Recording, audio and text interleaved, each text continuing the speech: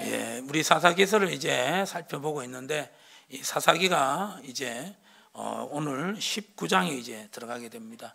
사사기는 1장부터 16장까지가 한 단락이고 17장부터 21장이 그렇게 또 다른 단락으로 되어 있다라고 그랬죠. 특별히 사사기 17장부터는 특별히 여러분들 16장까지 등장했던 사사가 등장하지 않습니다. 누가 등장하지 않는다고요? 사사가 등장하지 않습니다. 그만큼 여러분들 이 사사는 하나님이 보내주시는데 그래도 이스라엘 백성들에게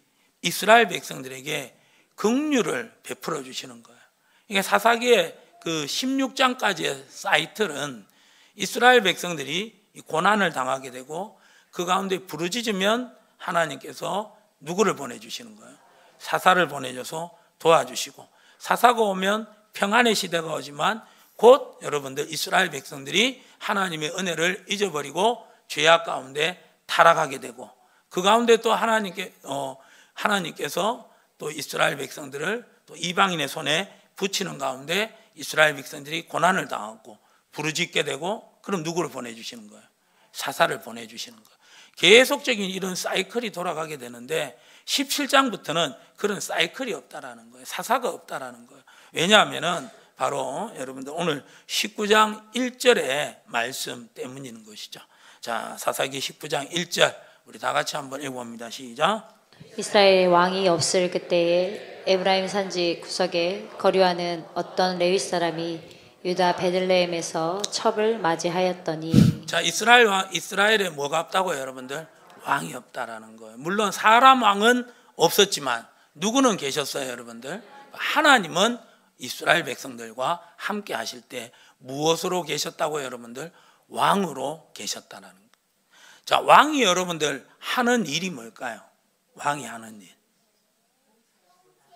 적들로부터 지키는 역할을 해야 되는 것이고, 또 백성을 다스리는 역할을 그렇게 해야 된다라는 거예요. 그 왕이. 근데 이스라엘에 여러분들 누가 없었다고요? 왕이 없었다라는 것이죠. 그 가운데 적들로부터 침입이 있을 수밖에 없었고, 또 이 나라가 다스림을 받아야 되는데 다스림을 받지 못하는 거예요. 그래서 자기 소견에 자기 마음에 옳은 대로 행했다라는 것이죠. 그 가운데 여러분들 질서가 없어지고 무질서하게 된 것이 바로 이 사사 시대였다라고 나와 있습니다. 그리고 여러분들 오늘 이 사사 시대가 이제 가면 갈수록 악해졌다라는 거예요. 그래서 사사가 없어요. 그래서 17장부터 18장까지 여러분들 이 사사가 없는 가운데 일어난 그런 비극적인 그런 일들이 있고요. 어이없는 일들이 있고요. 또 19장부터 21장까지는 정말 보통 사람들도 현대에도 여러분들 있을까 말까 한 그런 악행이 그렇게 저질러지고 있죠. 결론적으로 말하면은 여러분들 이 토막 살인 사건이 일어났다라는 거예요. 사람을 토막을 내서 몇 부분을 토막을 냈어요? 12부분을 토막을 냈어요. 왜 12부분이냐? 12지파에 그 시체를 보내서 사람들의 악함을 그렇게 드러내는 그런 장면입니다. 자, 여기서 여러분들 17장부터 21장까지가 이 사사기의 그 극악무도한 악한 어떤 모습을 보여주는데, 그 악한 모습을 보여주는 부분에 있어서 들어 쓰임을 받았던 사람들이 누구냐? 여러분들 누굴까요? 레위인이었어요. 그래서 17장부터 17장까지도 누구에 관계된 이야기라고요? 레위에 관계된 얘기고, 19장부터 21장까지도 누구와 관계된 얘기라고요? 레위와 관계된 얘기라는 것이죠.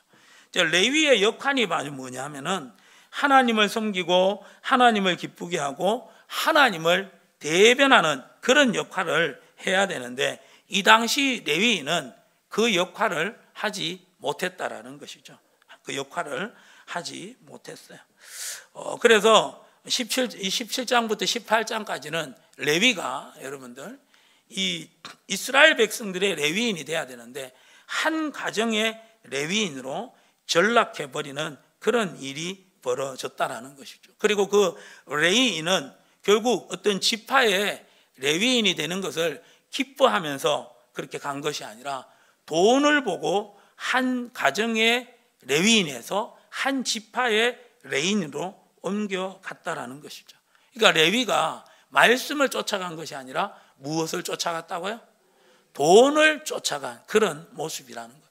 너무나도 부끄러운 모습이죠. 그런데 여러분들 이 17장부터 18장까지 말씀이 아니라 돈을 쫓아 나아갔던 이 레위인의 정체가 여러분들 사사기 18장 30절에 그렇게 드러나게 되지 않습니까? 자, 30절 한번 보시면은 단 자손이 자기들을 위하여 새긴 신상을 세웠고, 시작. 모세의 손자요 게르솜의 아들인 요나단과 그의 자손은 단 지파의 제사장이 되어 그 땅 백성이 사로잡히는 날까지 이르렀더라. 여러분들 모세의 누구라고요? 그렇죠. 모세의 손자 누구요? 게르솜의 아들인 누구요? 요나단. 그러면 여러분들 지금 이 모세의 몇 대손인 거예요? 모세의 손자니까 일단 고조, 그 다음에 그 아들이니까 증조 할아버지. 그래서 요나단의 증조 할아버지가 누구라고요? 모세라는 거예요. 모세는 정말 대단한 하나님의 사람이었지 않습니까? 하나님과 대면한 그런 하나님의 사람 중에 하나님의 사람이었다라는 거예요. 그 믿음의 명문 가문에서 여러분들 말씀을 쫓아가지 못하고 돈을 쫓아간 그 레위, 어처구니 없는 어이없는 그 레위인이 등장하게 되었다라는 것이죠. 그만큼 여러분들 이 이스라엘 땅이 너무나도 부패한 그런 땅이 되었다라는 것이죠. 그 가운데 여러분들 19장부터 또 레위인이 등장합니다. 참 이 레위인도 여러분들 정말 황당합니다. 자, 1장 19장 1절 한번 다 같이 읽어봅니다. 시작. 이스라엘의 왕이 없을 그때에 에브라임 산지 구석에 거류하는 어떤 레위 사람이 유다 베들레헴에서 첩을 맞이하였더니. 자, 여러분들 이 레위인이 어디에 거주했다고요, 여러분들? 그 에브라임 산지에 거주했다라는 거예요. 여러분들 대충 에브라임 산지가 어디쯤인지 아시죠? 이스라엘의 중부 쪽에 중부 지방 쪽. 우리나라로 말하면 우리가 있는 이 충청도 땅이라는 것이죠. 그곳에 여러분들 레위인이 한 명 있었는데 이 유다 베들레헴에서 무엇을 맞이했다고요, 여러분들? 첩을 맞이했다라는 거예요. 첩을 맞이했다. 그런데 여러분들 이 첩을 맞이했는데 이 첩이라는 것은 어떤 첩이냐면은 말 그대로 첫째 부인 말고 그 둘째 여자부터 첩으로 들어가잖아요. 특별히 여러분들 여기 첩은 그 아이를 낳기 위한 첩이 아니에요. 여러분들 아이를 낳기 위하여서 두 번째 부인을 드렸던 성경의 인물 혹시 여러분들 아세요? 뭐 아브라함도 나오지만은 여러분들 오늘 사사기에 보면은 사사기 다음 책이 뭐예요? 룻기 다음에 사무엘상이잖아요. 그 사무엘의 아버지가 누구냐면 엘가나예요. 그 엘가나의 여러분들 제사장이라는 거예요. 근데 그 제사장이 둘째 부인 분인나가 있었다라는 거예요. 첫째 부인은 누구였어요? 한나. 그때 분인나는 둘째 부인은 자녀 생산을 위해서 맞이한 부인이었다라는 거예요. 그런데 오늘 이 19장 1절에 드러나는 한 에브라임 산지에 있었던 그 레위인의 첩은 원어상으로 보면 이 첩은 아이를 낳기 위한 여자가 아니었어요. 육체적 쾌락을 위해서 맞아들인 두 번째 여인 첩이라는 거예요. 그러니까 지금 이 레위인은 하나님의 말씀을 대변하는 사람이에요.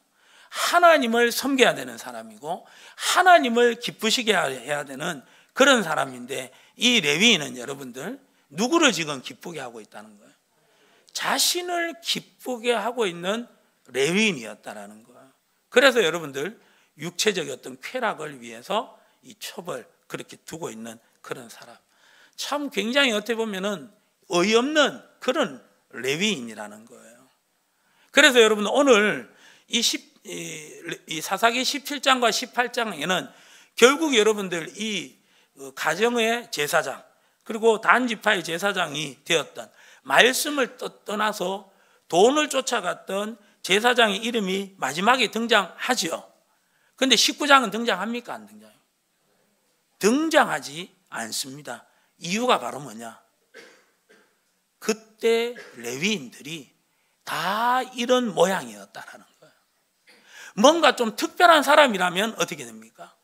그 사람의 이름을 좀 부각시키겠는데, 이 레위인은 그 당시에 레위인들이 하는 모습을 그대로 따라가고 있는 레위의 모습. 그래서 이 아내를 한 명도 아니고 두 명을 뒀다라는 것은 그만큼 이 집안에 뭐가 있다? 돈이 있다라는 거예요. 능력이 있고 재력이 있는 그런 사람.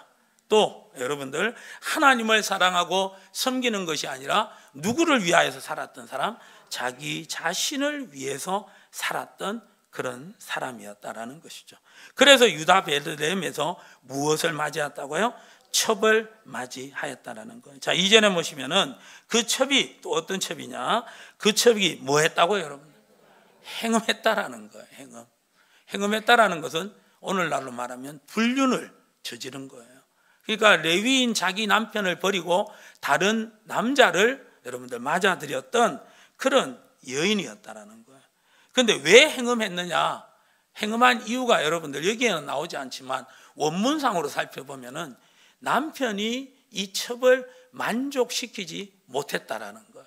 그래서 이 첩이 바로 행음하게 되었다. 그러니까 간단하게 언급하고 넘어갑니다. 그러니까 이 첩이라는 여자도 굉장히 여러분들 육체의 쾌락을 추구했던 그런 사람이라는 것이죠.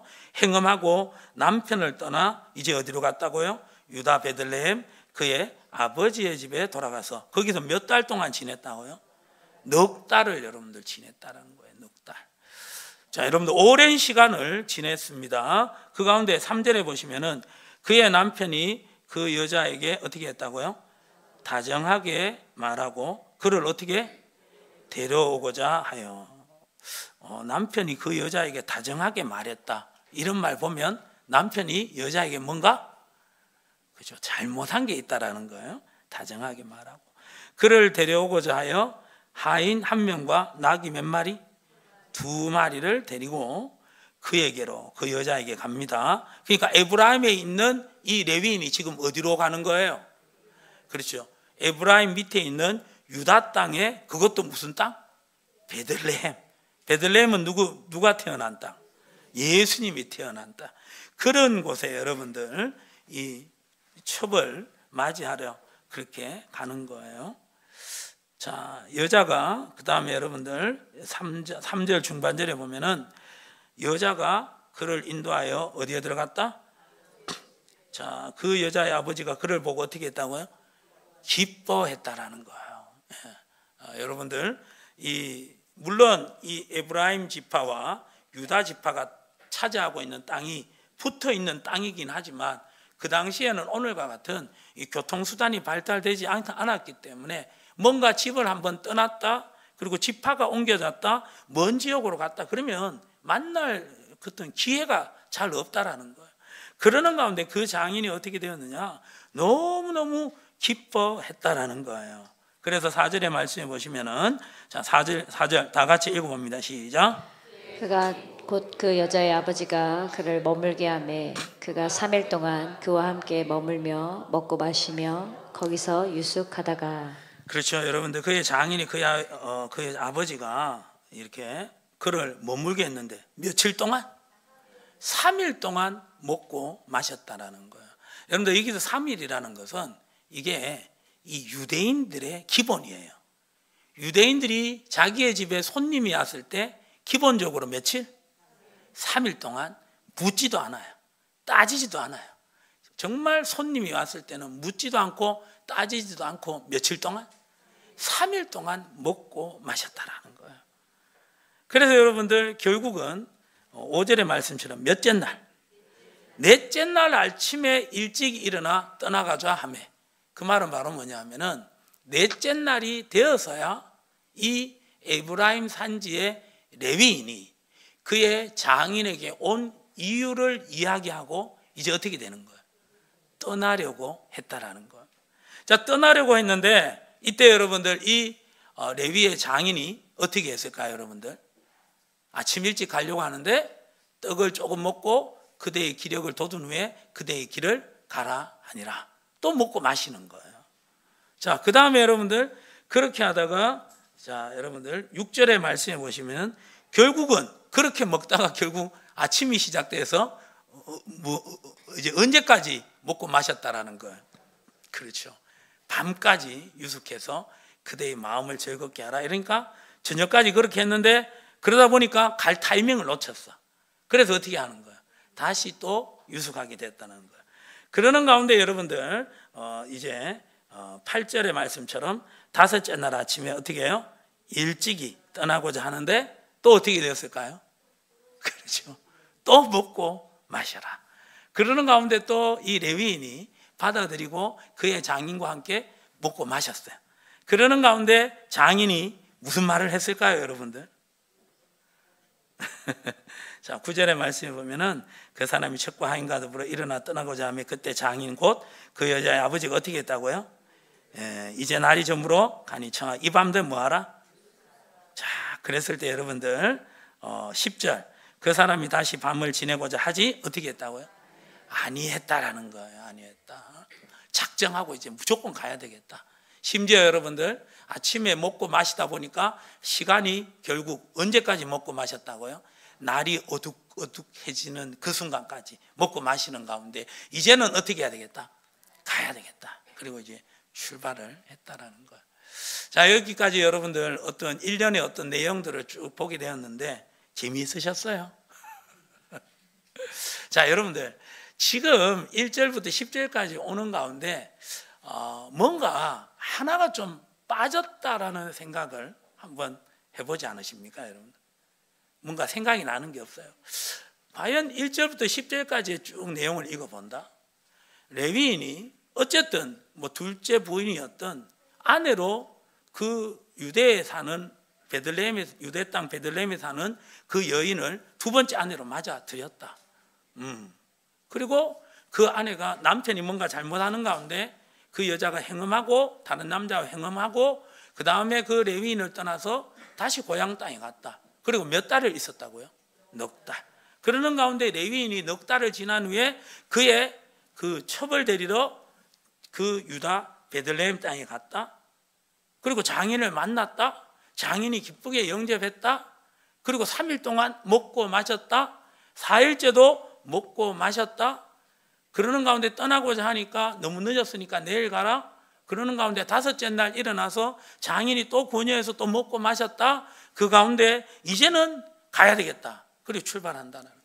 자, 이 과정 중에 뭔가 빠진 것이 있지 않나? 예? 첩? 왜 첩은 자기 주장 못하고 뭐 가만히 있나 뭐 그런 뜻이에요. 뭔가 여러분들 하나 빠진 게 뭔가 없을까요? 하나님 앞에서. 예배. 예배 빠졌지 그래. 예배 드린단 말이요. 예? 회개? 예. 그러니까 지금 여기서 중요한 얘기를 했어요. 회개가 없다라는 거예요. 레위인이 첩을 둔 것도 정말 하나님 앞에 회개해야 될 일이잖아요. 왜요? 말씀을 쫓아가야 되는데 육체적 쾌락, 그 시대의 어떤 시류를 그렇게 따라갔다라는 거예요. 그리고 여러분들 또 그 첩으로 들어온 그 아내가 들어온 여인이 누구와 행음했다고요? 다른 남자와 행음을 했어요. 그리고 집을 떠났어요. 몇 달 동안? 넉 달 동안 떠났어요. 그 가운데 여러분들 레위인이 그 아내를 데리러 유대 땅 베들레헴으로 내려가는 거예요. 하인을 데리고 나귀 2마리 데리고. 그러는 가운데 누구를 만났어요? 장인을 만났잖아요. 자, 장인을 만났어요.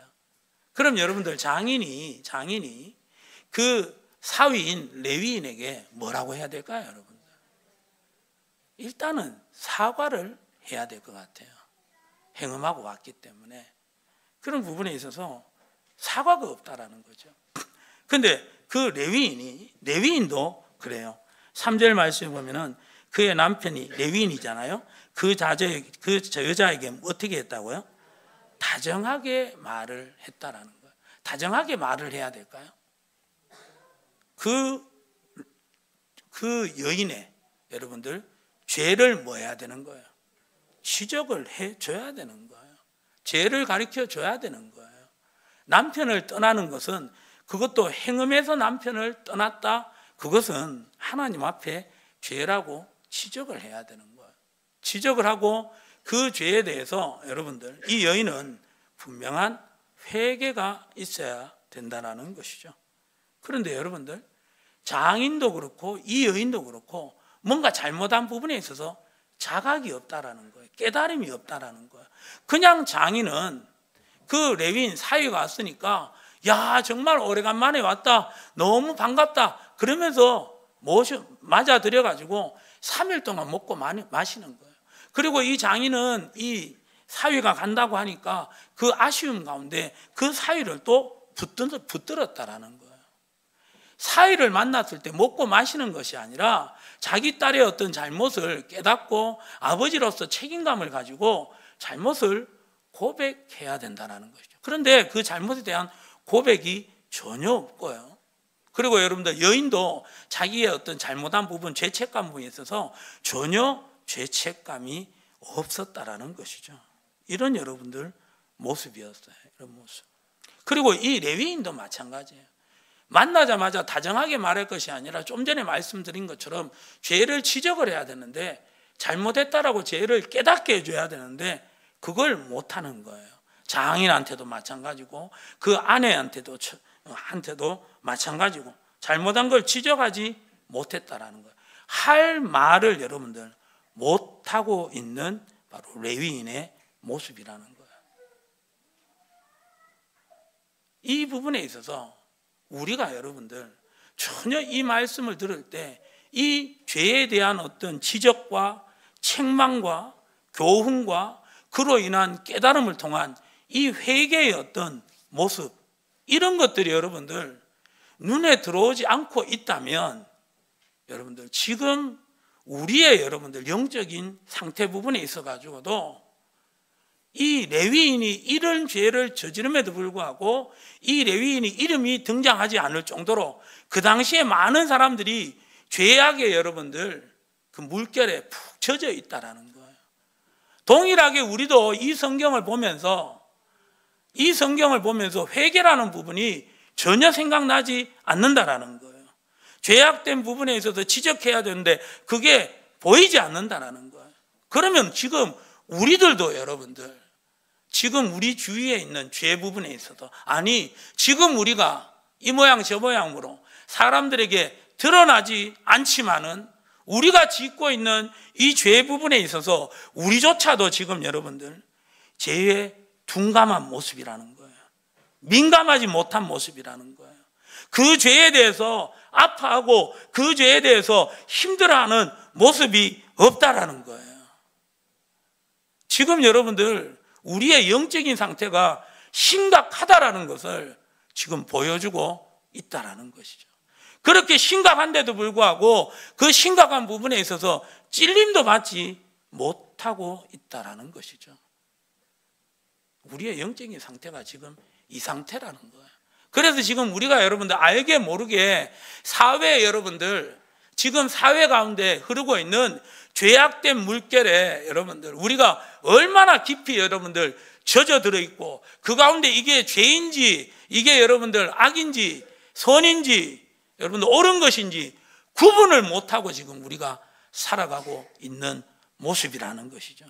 그러다 보니까 여러분들 경건의 거룩의 능력은, 모양은 있지만 여러분들 거룩의 능력은 상실한 우리의 모습이라는 거예요. 이런 말씀을 여러분들 우리가 보면서 회개가 기억나야 돼요. 찔림이 생각나야 되는 것이고, 오늘 새벽에도 봤지만 사도행전 2장에 보면은 마가의 다락방에 오순절 성령께서 역사하셨잖아요. 그 가운데 여러분들 베드로와 11 사도가 일어나서 여러분들 이 설교를 시작하게 됩니다. 그 설교의 핵심은 바로 뭐냐면은 사도행전 2장 36절이었어요. 다 같이 한번 읽어보도록 하겠습니다. 시작. 그런즉 이스라엘 온 집은 확실히 알지니 너희가 십자가에 못 박은 이 예수를 하나님이 주와 그리스도가 되게 하셨느니라 하니라. 핵심은 그거였어요. 너희들이 십자가에 못 박아 죽인 그 예수가 바로 누구다? 주와 그리스도가 되게 하셨다라는 거예요. 그러니까 너희들이 십자가에 못 박은 그 예수가 바로 너희들이 그토록 기다리던 메시아의 진 바로 주가 되는 것이고 그리스도가 되는 것이다. 이렇게 얘기했을 때 37절 시작. 그들이 이 말을 듣고 마음에 찔려 베드로와 다른 사도들에게 물어 이르되 형제들아 우리가 어찌할꼬 하거늘. 아멘. 성령에 감동된 하나님의 사람이 여러분들 말씀을 선포했을 때 그 말씀을 통한 여러분들 합당한 여러분들 정말 하나님의 사람들의 모습이 바로 뭐냐면은 저 모습이 돼야 된다라는 거예요. 마음에 찔려야 된다라는 거예요. 우리가 어찌할꼬 여러분들 그 마음 심령이 있어야 된다라는 거예요. 이 마음 심령이 없다면 우리는 여러분들 하나님의 말씀을 제대로 받아들이지 못하고 있는 우리의 모습일 수도 있다라는 거예요. 물론 목사님 하나님의 말씀이 이렇게 찌르고 책망하는 것밖에 없습니까? 교훈도 있잖아요. 바르게 함도 있고 의로 교육하는 것도 있고 그런 것들도 있습니다 여러분들. 그러나 여러분들 무엇보다도 하나님의 말씀은 좌우의 날선 어떤 것보다도 예리해서 혼과 영과 관절과 골수를 찔러 쪼개기까지 한다는 거예요. 우리의 심령에 여러분들 하나님의 말씀을 듣고도 찔림이 없다라는 것은 여러분들 우리가 얼만큼 여러분들 죄악에 깊이 물들고 죄악에 여러분들 쩔어버려 가지고 여러분들 그 하나님의 말씀이 들어올 틈이 없다라는 거예요. 받아들이지를 않는다라는 것이죠. 그러므로 말미암아 찔림을 받지 못하는 죄송합니다 여러분들 이 시대에 하나님께로부터 멸망받는 화인받은 그런 심령의 모습일 수도 있다라는 것이죠. 여러분들 이런 어떤 여러분들 죄악에 물든 모습은 여러분들 이 사사기 19장의 그 시대에도 그랬고 또 어느 시대 때도 그랬을까요? 자, 여러분들 마태복음 24장 36절의 말씀을 한번 보도록 하겠습니다. 자, 마태 다 같이 시작. 노아의 때와 같이 인자의 임함도 그러하리라. 38절. 홍수전에 노아가 방주에 들어가던 날까지 사람들이 먹고 마시고 장가들고 시집가고 있으면서 홍수가 나서 그들을 다 멸하기까지 깨닫지 못하였으니 인자의 임함도 이와 같으리라. 아멘. 노아 시대가 그런 시대였다라는 거예요. 노아 시대가 먹고 마시고 장가가고 시집가고 그런 거 여러분들 다 하는 가운데 그게 잘못됐나요? 먹고 마시는 거 잘못됐어요? 장가가고 시집가는 거 잘못됐어요? 잘못된 것 아니에요. 그런데 여러분들 거기에 치중을 했다라는 거예요. 거기에 열심을 낸 노아 시대의 모습이었다라는 거예요. 그 가운데 여러분들 죄악이 어느새 자기들이 전부 다 죄악 가운데 물들어가고 있었다라는 거예요. 그러는 가운데 자기가 죄인인 것도 모르는 거예요. 깨닫지 못하였다. 여러분들 이 노아 시대의 모습이 오늘 사사기 19장의 모습이라는 거예요. 여러분들 3일 동안 먹고 마시는 게 그게 먼저가 아니라 하나님의 말씀이 하나님 말씀대로 선포되고 그 가운데 자기의 죄인됨이 깨달아져야 되는데 자기의 죄인됨이 깨달아지지 않는 거예요. 자기 딸이 남편이 잘못해서 비록 그렇게 했지만은 그 행음은 분명히 잘못된 것이고 남편을 떠나서 여러분들 넉 달 동안 자기 다시 남편에게 돌아가지 않는 것도 잘못된 것이고요. 근데 장인은 그거 얘기하지 않는 거예요. 왜요? 그 시대가 그런 시대였다라는 거예요. 아내라고 하는 사람들이 여러분들 남편과의 그 관계 가운데서 뭔가 문제 생기면 쉽게 여러분들 그 시대에는 남자들하고 그런 행음을 하는 그런 시대였다니까요. 그러니까 그게 여러분들 죄악을 깨닫지를 못하는 거예요. 회개가 없다라는 거예요. 여러분들 이 죄로 깨달을 수 있는 영적인 눈이 열려 있을 수 있기를 예수님의 이름으로 축복합니다. 죄가 죄로 느껴져서 찔림을 받아야 되는 거예요, 여러분들. 찔림을 받아야 돼요. 찔림을 받았는데도 불구하고 찔리지 않는 거예요. 죄에 여러분들 그 물결에 여러분들 젖어서 여러분들 더 이상 찔리는데도 찔림 받지 않는 거예요. 얼마나 완악한 시대인지 몰라요. 오늘 저는 이 말씀을 전하면서 그래도 우리 성도님들은 이런 부분을 보고 제가 좀 전에 말씀드렸잖아요. 여기에 뭔가 빠진 부분이 있는 것 같은데 혹시 빠진 부분 아시겠어요? 라고 물었을 때 그래도 우리 성도님들은 대답하실 줄 알았어요. 바로 대답이 나올 수 알았어요. 그런데 아무 대답이 없으셔. 여러분들 지금 우리가 착각하면 안 됩니다. 교회에 나오고 있다는 부분에 있어서 그것으로 착각하면 안 되고요. 교회가 여러분들 매주마다 주보에 보시면은 새 가족들이 등록되고 있으니까 우리 교회가 지금 잘 되고 있구나 착각하면 안 되고요. 목사님께서 주일날 이 단상에서 여러분들 저 앞에 땅 얘기 하셨잖아요. 그 땅 얘기할 때 이제 몰로 목사님께서 저렇게 이렇게 땅 얘기를 하신 거 보니까 하나님께서 저 땅 우리에게 주시려고 하시는가 보다 그러면서 여러분들 박수 치고 있을 때가 아니에요. 여러분들 지금 노아의 홍수가 여러분들 인자의 임함같이 노아 홍수 시대에 임했다고요. 여러분들 예수님의 임재도 여러분들 저 땅이 여러분들 우리 땅 돼가지고 저 땅에서 건물 짓고 여러분들 부흥하는 모습 그 뒤에 여러분들 예수님 온다고 누가 장담할 수 있습니까? 지금 여러분들 우리의 자녀들 지금 잘 성장하고 있으니까 우리의 자녀들이 믿음 안에서 성장해가지고 정말 어떻게 보면 믿음의 사람으로서 5대양 6제절을 누비면서 쓰임받는 그 모습 여러분들 보고 그 모습이 있은 후에 여러분들 예수님이 이 땅에 여러분들 임할 것이다. 요즘 장담할 수 있는 사람이 누가 있습니까? 여러분들 깨어 있을 수 있기를 예수님의 이름으로 축복합니다. 말씀을 말씀대로 여러분들 보는 것이 아니라 말씀은 하나님이고 그 말씀을 대할 때 우리가 하나님을 대하는 것이고 그래서 말씀 대하는 시간은 무조건 예배 시간은 무조건 가정 예배 시간은 하나님이 복이 임하는 시간이라고 여러분들 거기에 안주하지 마세요. 만족하지 마세요. 그게 여러분들 형식이에요. 그게 가식이에요.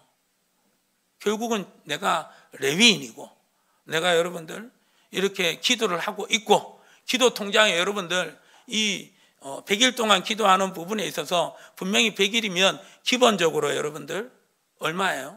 6천만 원이잖아요. 나는 그 6천만 원에 3배가 되고 2배가 4배가 되는 그런 기도의 시간을 했으니까 괜찮다고 착각하면 안 된다는 거예요. 이 말씀에서 여러분들 이런 모습을 못 보고 지나가는 우리의 여러분들 모습 정말 무서운 일입니다.